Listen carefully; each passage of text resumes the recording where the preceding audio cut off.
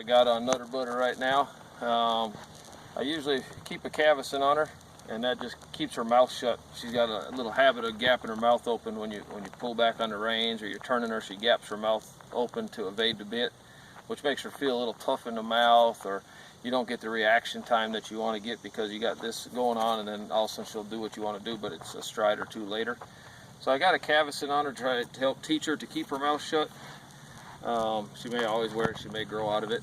And then I just got I started back in a snaffle bit, getting her bending and flexing and all, and so I still got the snaffle mouthpiece in her, and just in the last week and a half or so I started adding some shank and a curb chain to it, and we may work up to the bit she's been in. I know one of her issues was she kind of rode with her head cocked, and I did notice that.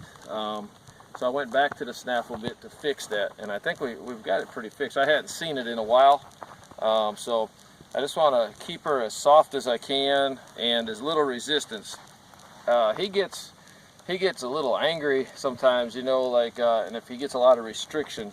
So I've been kind of freeing him up, took tie downs off, a little less bit. I tried to go without the cavesson, but that just wasn't working, so I have to put that on there as a restriction. But otherwise, I try and keep him as free as I can. And this bit is just it's pretty soft, it's very mild, it's just a little snaffle bit. So he can kind of make his mind up, do what he wants to do. So that's where we're at right now. I've turned him loose and let him run every day. He likes to buck and run. So we saddle him up, we let him buck and run a little bit, and then he comes to me. I got a video of that too we can send you. I just caught him, put the bit on him. Now I'm going to go warm him up, and then we'll shoot a pattern.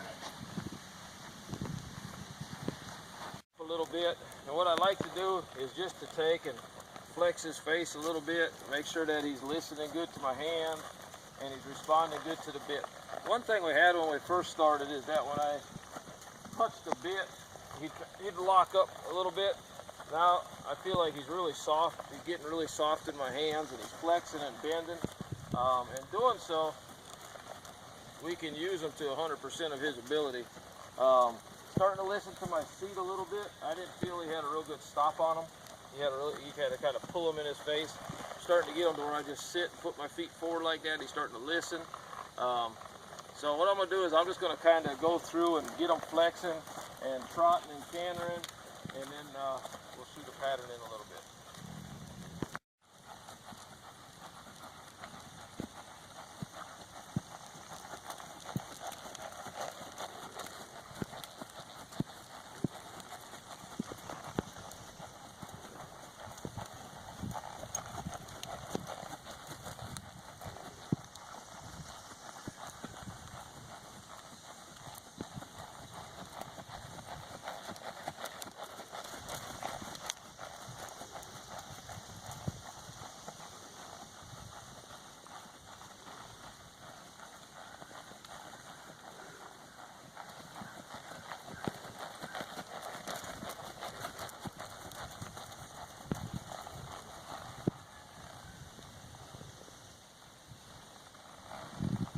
We'll do a little bit at the canter, the same thing.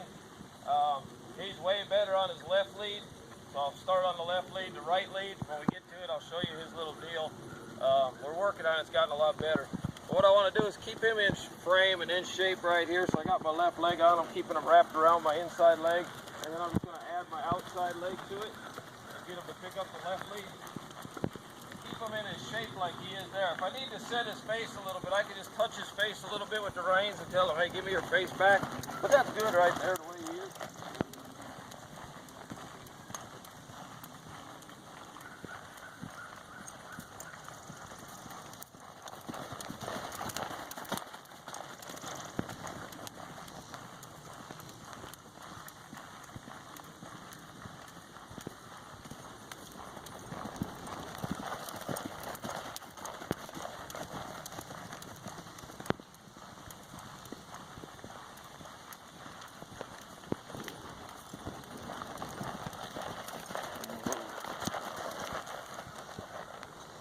See there, his stop is not real good. It's something we still got to work on, but he's starting to listen to my seat. But I'd like to really see him get his hocks up underneath him. I'm going to do the right lead, and you might see him hesitate to pick it up or even pick the wrong lead up. If he does pick the wrong one up, all I'm going to do is just hold him and keep asking him until he finally picks it up, and then I'll release the pressure. But he'll probably screw up a time or two because he's just not as good with his right lead, and we are going to get that fixed. Again, I want to start, he's shaped and he's looking to the inside real nice. Now I'm just going to add my left leg. There's his wrong lead, he got the wrong one, so I'm just going to bring him back to the trot and ask again. He got the wrong one again. Get him set up and ask again. There, he got it, okay? You see how he's blowing his nose? He knows it's right, so he got the correct lead. Now he's much more relaxed.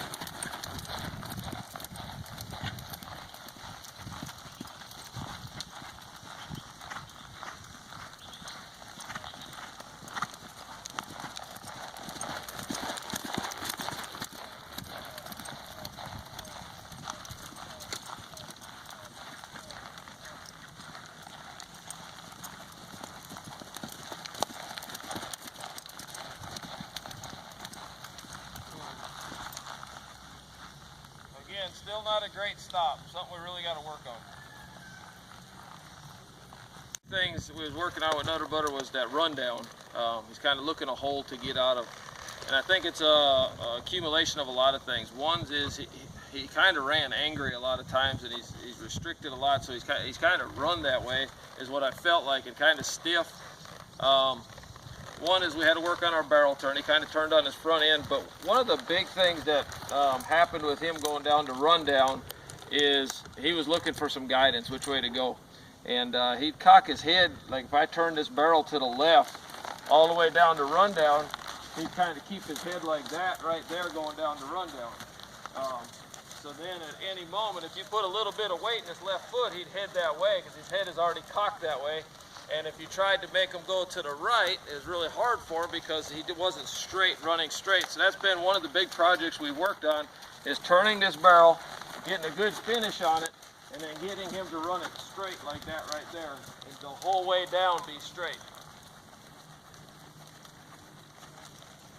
Other than getting him to run straight is to set him up with something he's capable of doing. And right now, because we're teaching him to work off his back end and sit his butt down, we got to give him room to work back here. So what I want to do right now is when we come to a barrel is to give him about this big of a pocket where we're out here about 15 feet or so.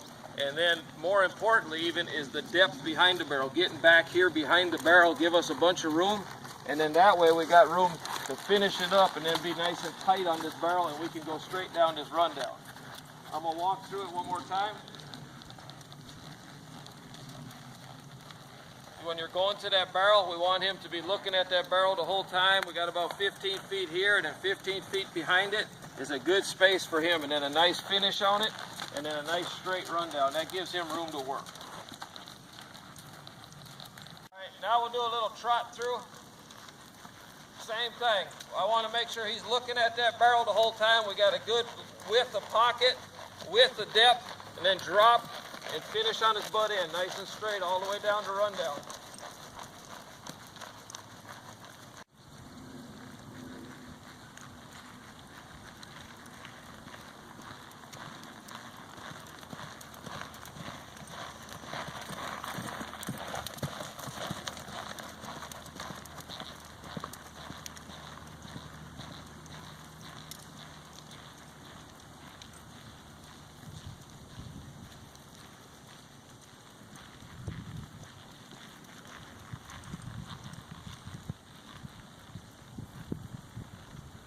Pattern, I'm going to have to pick up his right lead, so it might take me a little bit. We'll get that right lead, and then my biggest thing going through here is that we're not pushing and jerking and pulling, just letting them try and do it as smooth as we can and enjoy it and keeping them straight on that rundown.